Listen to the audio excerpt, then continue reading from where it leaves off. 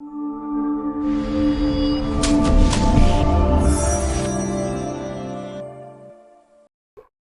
वालेकुम व्यूवर्स, आप देख रहे हैं स्टडी कन्फेशन। मेरा नाम उस्मान कियानी है और आज का हमारा टॉपिक है फंक्शंस। फंक्शंस क्या होते हैं और ये किस तरह से काम करते हैं और इनकी कौन कौन सी टाइप्स होती हैं, आज के लेक्चर में हम डिस्कस करेंगे। लेकिन सबसे पहले हम देख लेते हैं कि फंक्शन की डेफिनेशन है क्या। तो function is nothing but block of code which takes input, process it and produced output in the form of result. अगर मैं इस चीज़ को एक्सप्लेन करूं तो हम एक ब्लॉक ऑफ कोड लिखते हैं जिसे हम फंक्शन कहते हैं। हर एक फंक्शन का एक अलग ब्लॉक होता है जो फंक्शन हम क्रिएट करते हैं। तो इसमें हम इनपुट प्रोवाइड करते हैं अपने फंक्शन को, फिर वो उस इनपुट को प्रोसेस करेगा, उसके बाद वो फंक्शन हमें एक आउटपुट दे देता है। लेकिन एक बहुत ही इम्पॉर्टेंट चीज़ जो आपको याद रखनी पड़ेगी वो ये है कि हमारा फंक्शन तब ही रन करेगा जब हम उस फंक्शन को कॉल करेंगे, और अगर हम फंक्शन को कॉल नहीं करते तो हमारा फंक्शन जो है वो रन नहीं करेगा और हमारा लिखा गया कोड जो है वो एग्जीक्यूट नहीं होगा। वो हमारे प्रोग्राम का पार्ट होते हुए भी एग्जीक्यूट नहीं करेगा। अगर हम फंक्शन की टाइप्स की बात करें तो हमारे पास दो तरह के फंक्शंस होते हैं। एक होते हैं प्री डिफाइंड फंक्शंस और दूसरे होते हैं यूज़र डिफाइंड फंक्शंस। अगर हम यूज़र डिफाइंड फंक्शन की बात करें तो ये वो फंक्शंस होते हैं जो हम खुद क्रिएट करते हैं। मिसाल के तौर पर ऐड का फंक्शन हो गया, सम का फंक्शन हो गया, और डिफरेंट टाइप्स के फंक्शंस हो सकते हैं जैसे एनकेट का फंक्शन हो गया। तो इस तरह के फंक्शन हम खुद क्रिएट कर सकते हैं और इस फंक्शन का नाम हम कुछ भी अपनी मर्ज़ी के मुताबिक रख सकते हैं।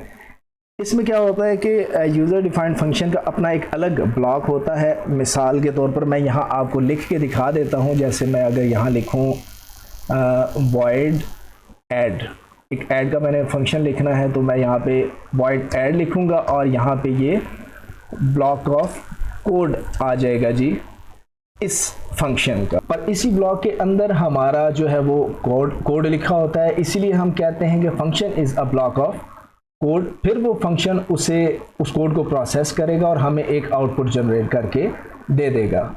इसके बाद हमारे पास जो दूसरी टाइप है फंक्शन की वो है प्री डिफाइंड फंक्शन। मतलब एक ऐसा फंक्शन जो पहले ही डिफाइन है C++ की लाइब्रेरी के अंदर, जैसे कि स्ट्रिंग कंपेयर का फंक्शन हो गया, स्ट्रिंग कॉपी वगैरह का फंक्शन हो गया। तो ये फंक्शन जो है वो string.h लाइब्रेरी के अंदर पहले से ही डिफाइन होते हैं। इन फंक्शंस का कोई भी ब्लॉक नहीं होता, इनको हम जस्ट यूज़ करते हैं, यानी इनको जिस काम के लिए बनाया गया होता है बस ये वही काम करते हैं।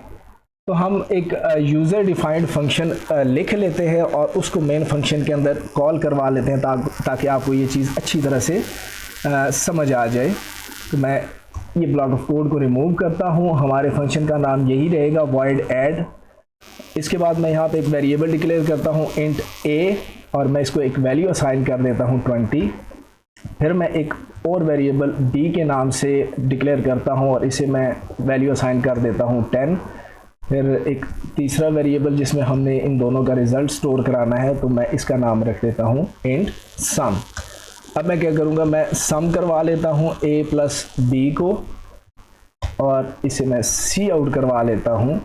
मैं यहाँ लिखूँगा sum इज़ इक्वल टू, क्योंकि हमारा रिज़ल्ट जो है वो सम वेरिएबल के अंदर पड़ा हुआ है तो मैं सम लिखूँगा और एंड एल। तो मैंने एक फंक्शन लिख लिया है ऐड का जिसमें हमने दो वेरिएबल्स लिए और उनको ऐड करवाया। अब ये जो फंक्शन मैंने लिखा है जो कि यूज़र डिफाइंड फंक्शन है, जब तक मैं इसे मेन फंक्शन के अंदर कॉल नहीं करवाता ये काम नहीं करेगा।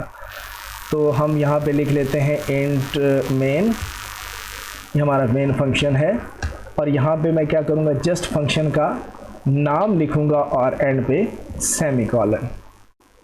हमारा कोड कंप्लीट हो चुका है। मैं इसको सेव करता हूँ, पहले वैसे कंपाइल करता हूँ, देखता हूँ कोई एरर तो नहीं है जी, कोई एरर नहीं है। अब हम इसको रन कर लेते हैं, देखते हैं हमारा रिज़ल्ट आता है कि नहीं। जी आप देख सकते हैं कि हमारा जो ऐड का फंक्शन था वो प्रॉपरली काम कर रहा है और हमें एक रिज़ल्ट जो है वो उसने प्रोड्यूस करके दे दिया है। मैं उम्मीद करता हूँ कि आज का लेक्चर आप लोगों को पसंद आया होगा। मिलते हैं अपने नेक्स्ट लेक्चर में, तब तक के लिए अल्लाह हाफ़िज़।